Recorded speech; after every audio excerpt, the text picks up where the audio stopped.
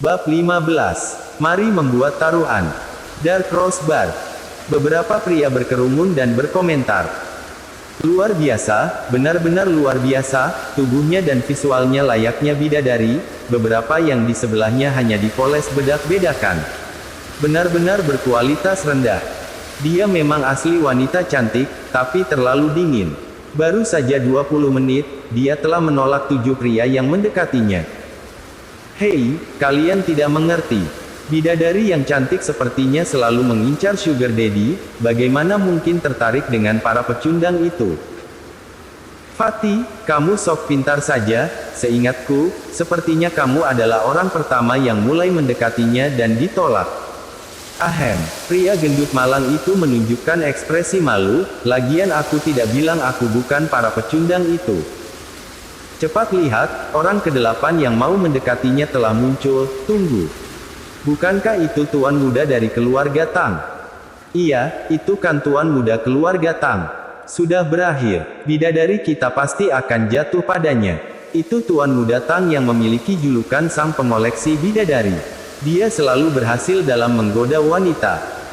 Bagaimana kalau kita bertaruh dan melihat berapa lama waktu yang dibutuhkan tuan muda Tang untuk menjatuhkan bidadari itu? Begitu Louis Lu masuk ke bar, dia mendengar beberapa pria sedang berdiskusi, jadi dia berjalan mendekat dan berkata, apa yang sedang kalian pertaruhkan, aku ikut juga dong. Kamu. Mereka memandang Louis Lu secara serempak, mereka menatapnya seperti mesin scan, lalu tertawa menghina, kalau miskin tak usah ikut lagi, simpan saja uang itu untuk naik bus. Dia memakai baju murahan seperti itu, mengatakannya pecundang juga sudah menyanjungnya. Louis Lu juga tidak marah, langsung mengeluarkan 100 yuan dan berkata, saya bertaruh pria itu pasti akan gagal. 100 yuan, kaya ya kau. Mereka mencibir melihat Louis Lu mengeluarkan uang, orang yang tidak tahu bakal mengira dia mengeluarkan puluhan ribu yuan. Fatih mengambil 100 yuan itu dan berkata, saya bertaruh, jika tuan muda Tang gagal menggodanya, saya akan membayarmu 500 yuan. Walau kaki nyamuk kecil, tapi juga berdaging, buat apa menolak uang gratisan? Pada saat ini, Louis Lu berkata lagi, menurut kalian, seberapa besar peluang aku berhasil dalam menggoda gadis itu? Apa, kamu menggodanya? Begitu ucapan ini keluar, semua orang tertawa terbahak-bahak. Hahaha, adik, apakah kamu yakin kepalamu tidak terjepit pintu ketika kamu keluar? Lihatlah dirimu saat ini, mau menggoda wanita pula. Kamu mau membuatku tertawa jungkir balik ya? Louis Lu berkata dengan serius, bagaimana jika saya berhasil menggodanya? Jika kamu berhasil menggoda, saya akan telanjang dalam siaran langsung. Pria gendut itu langsung bersumpah di tempat. Oke, ingatlah perkataanmu. Louis Lu tersenyum, dengan percaya diri berjalan menuju bar. Di bar, ada seorang wanita cantik berpakaian layaknya gadis perkotaan, memegang gelas anggur merah, dan mengocok dengan sangat elegan. Dilihat dari samping, dia sedikit mabuk. Bagian dadanya saat dilihat dari depan seperti gunung, saat dilihat dari samping seperti puncak. Saat ini, ada seorang pemuda tampan yang sedang menyapanya, yaitu Niko Tang, anak bungsu dari keluarga Tang. Gadis cantik, saat pertama kali aku melihatmu, aku merasa tempat ini tidak cocok untukmu. Mengapa?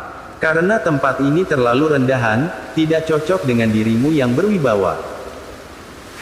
Apakah kamu biasanya selalu mendekati gadis-gadis seperti ini? Tidak, aku sedang mencari seorang nyonya yang layak mendapatkan perhiasan bintang ini, dan sekarang sepertinya aku telah menemukannya. Niko Tang membuka telapak tangannya, memperlihatkan liontin kristal biru.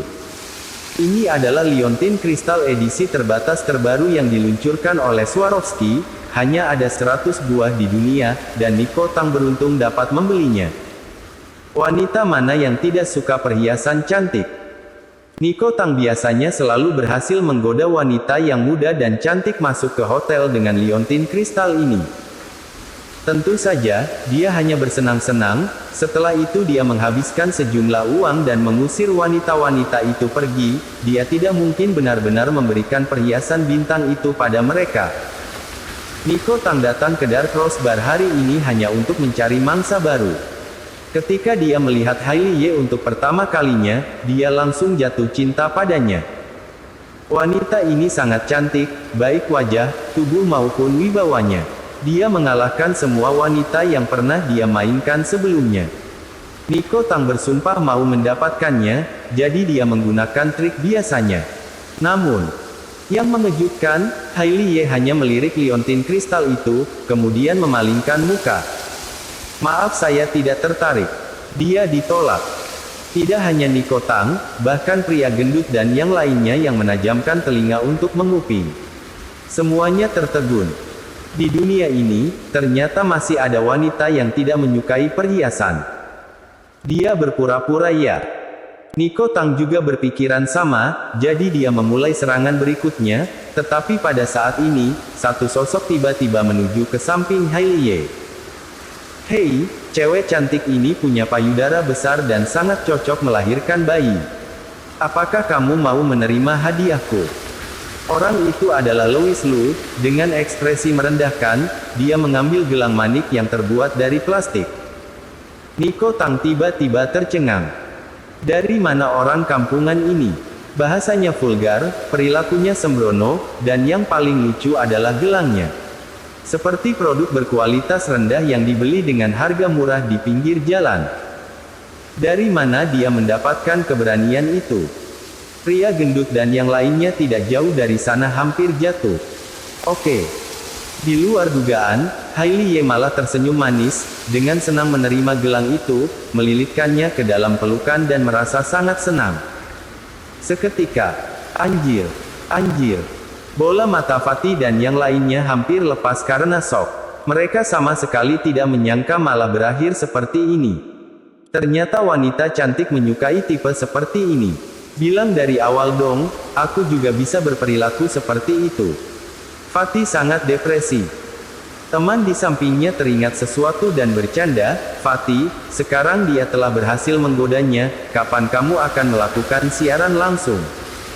Siaran gigimu, sebelum dia sadar, ayo cepat kabur. Fatih segera menggerakkan pantat gemuknya dan menggelinding keluar seperti bola. Louis Lu tentu saja melihat Fatih, tetapi dia tidak mempermasalahkannya karena dia hanya menganggap taruhan ini sebagai lelucon. Pada saat ini, Nico Tang tampak seperti patung, butuh waktu lama baginya untuk tersadar kembali. Dia berkata dengan tak percaya, gadis cantik, perhatikan baik-baik, gelangnya adalah barang yang dibeli di kios jalanan yang murahan. Gak murahan kok, saya jelas-jelas membelinya seharga puluhan yuan. Bantah Louis Lu. Sudut mulut Nico Tang berkedut. Apakah beberapa yuan tidak murahan? Kali ini, Hailey Ye juga berkata, hadiah itu bukan soal harga, tapi siapa yang memberikannya. Asalkan diberi dengan sepenuh hati, itu adalah harta karun. Begitu kata-kata ini keluar, Nico Tang menjadi semakin tidak senang. Tadi aku begitu tulus memberimu perhiasan bintang, kamu bahkan tidak melihatnya, tetapi bocah kampungan ini langsung menggodamu, bisa-bisanya kamu mengatakan dia sepenuh hati. Kalian sedang mempermainkanku. Bagaimana mungkin Nico Tang tidak sadar dirinya telah dipermainkan oleh kedua orang ini? Bersambung.